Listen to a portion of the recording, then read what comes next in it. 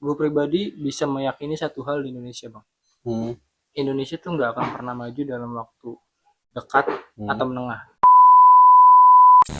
Perkembangan nikel itu sekarang gimana kok? Itu gimana ya ngomongnya? Kemarin nikel gimana sih yang jadi trouble? Yang di Raja Ampat, yang lagi Raja. booming banget, viral parah. Tapi anehnya di situ gitu. Orang di luar Raja Ampat Nah, ngedinai itu ya, maksudnya menolak itu iya, untuk perkembangan atau pembuatan industri nikel di Raja Ampat. Raja Ampat. Sebenarnya nggak di Raja Ampatnya banget sih, dia di pulau yang lumayan agak Lumayan jauh jauh, dari pariwisatanya. Pariwisatanya 29 kilometer kalau nggak salah 29 kilometer. dari pusat pariwisatanya. Main juga Cuman ya. kan tetap pasti ada pengaruhnya ya gitu Pasti kan, ya. lalu lintasnya lah atau limbahnya. Soalnya yang gue baca, Hmm. limbah nikel ini lumayan, paling nggak paling sih, gue kurang tahu juga untuk detailnya seperti apa, tapi menurut yang gue baca, limbahnya lumayan sangat berpengaruh terhadap lingkungan. Jadi nikel itu memang harus ditambang di daerah yang jauh dari pemukiman gitu. Atau Hmm. mekanisme pengolahan limbahnya benar. Oh gitu. Oh iya deh, Raja Ampat wisatanya bagus ya. Paling bagus surga dunianya tuh di Raja Ampat. Berarti kan kalau ada kapal yang ada, udah tau lah, ada bagian di situ gitu. Balik lagi ya, kalau menurut gue yang namanya sebuah negara politik Hmm. pasti ada yang namanya pimpinan shadow ekonominya. Oh, Nah, mungkin pasti ada di situ. Cuman ya mungkin mainnya cantik gitu ya. Tapi kalau menurut gue nikel sendiri itu penting, Cok. penting ya. Hasil tambang nikel Besar terbesar itu termasuknya di di Indonesia. Indonesia. Karena pemanfaatan nikel itu lumayan agak luas. Kalau nikel kan biasanya difungsikannya untuk uh, anti karat Rumah-rumah yang ya. mana artinya kalau kita memperluas titik itu gitu ya, nikel itu, insya Allah atau harusnya Indonesia maju. Gue pribadi bisa meyakini satu hal di Indonesia, Bang. Indonesia tuh nggak akan pernah maju dalam waktu dekat atau menengah. Kenapa?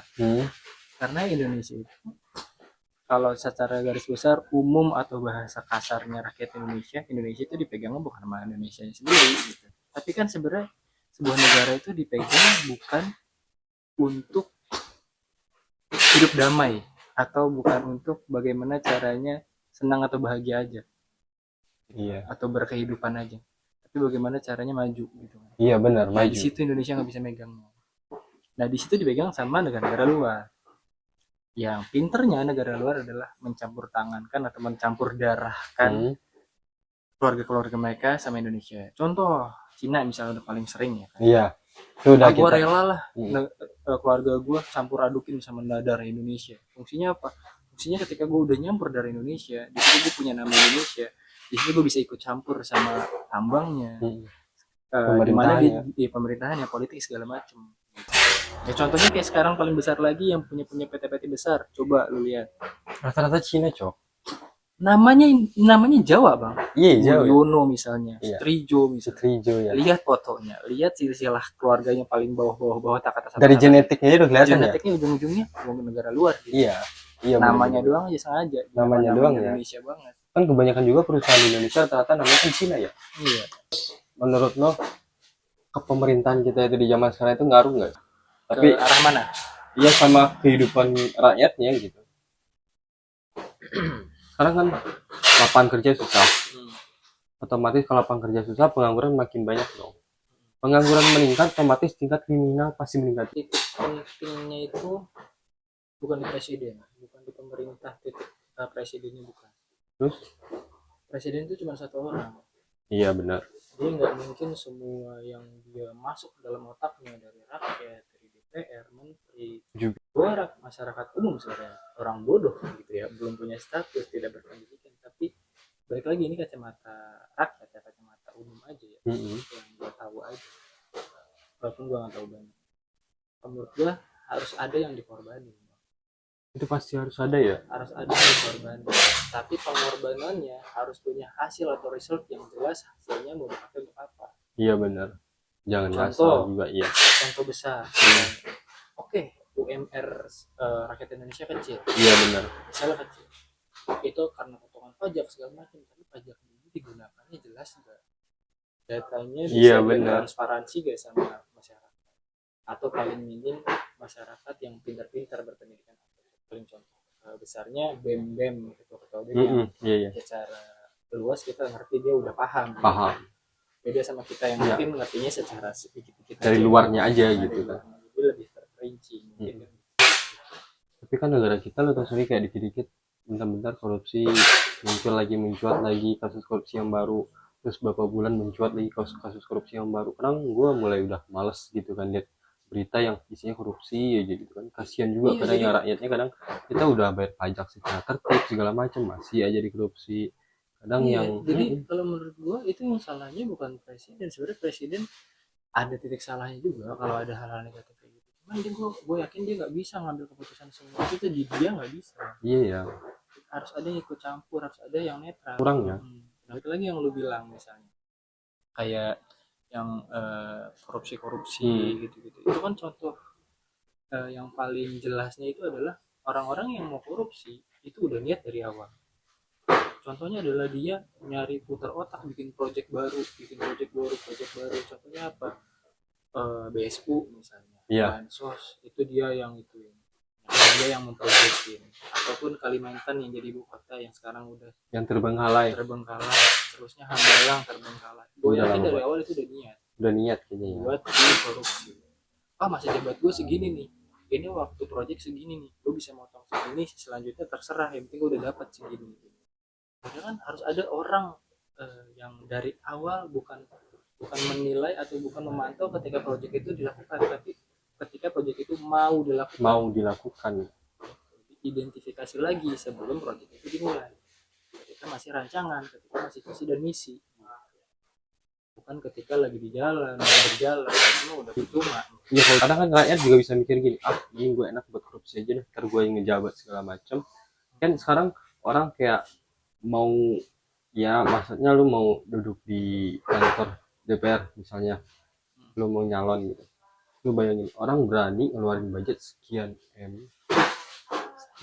banyak duitnya buat dapetin satu kursi doang. Nggak akan bisa maju. Paling minim pemerintah berani gak bisa untuk menghukum berat para koruptor, itu paling umum sebenarnya. Sampai sekarang ya nggak bisa ya, mati, malah dikasih fasilitas kan. Kadang ketidakadilannya itu kelihatan sama rakyat biasa yang kadang cuma nyolong kayu terus dihukum sekian tahun duit kan, terus sama ini yang ngambil duit rakyat sekian banyak tapi ada potongan hukuman, ada diskon hukumannya karena berkelakuan baik dia diiniin gitu kan. Bisa, kalau menurut Indonesia itu nggak akan pernah bisa maju tanpa dia melakukan gebrakan besar. Berarti gak gebrakan besar, jadi bukan yang bertahap, nggak bisa maju tanpa harus benar gebrakan besar banget. Gak bisa untuk walaupun ada dia bikin resiko kerugian, misalnya ada nih yang buat gebrakannya itu ada resikonya gitu. Nah, itu yang gue bilang dikorbankan. Harus ada yang dikorbankan gitu. Paling contoh yang mungkin ini agak kurang masuk akal, tapi contoh aja ya. Contoh, kita miskinkan satu daerah ini sampai dia mati. Cuman keuntungan dia kita pakai untuk benar-benar ngebangun titik fondasi kita untuk maju. Contoh kasar. Contoh misalnya di Bogor lah, Bogor kita miskinkan, tapi Bogor doang ya. Bogor kita miskinkan, pajak kita gedekan, yang mana kan hasilnya bukan gede nih. Simpen duitnya, invest ke negara atau segala macam, misalnya untuk membeli tambang luar negara, segala macam.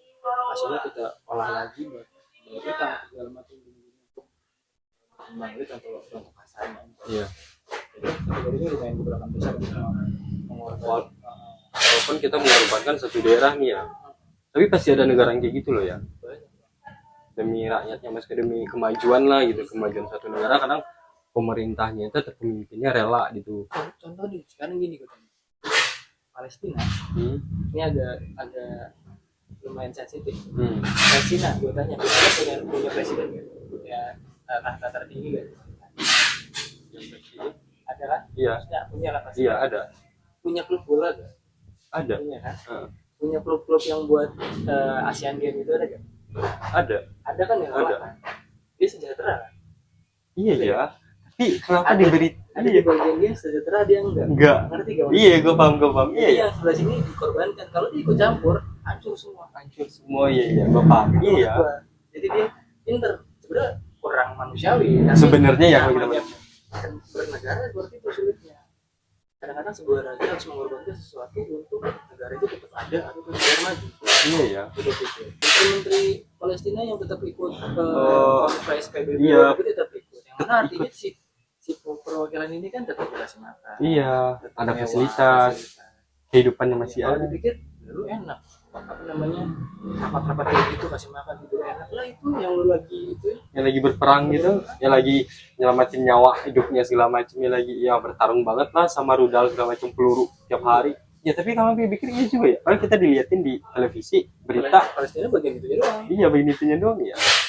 Ini tetap duduk di bangku presiden. Iya, tetap duduk ya. Nggak ada yang ikut campur itu. Pejabatnya tetap akan tetap hidup juga. Tidak akan pernah bisa maju Indonesia karena menurut gua balik lagi satu lagi, Indonesia itu punya yang namanya mafia shadow economy. Iya. Mafia ekonomi Indonesia itu ada. Ada. Yang sampai sekarang belum tahu.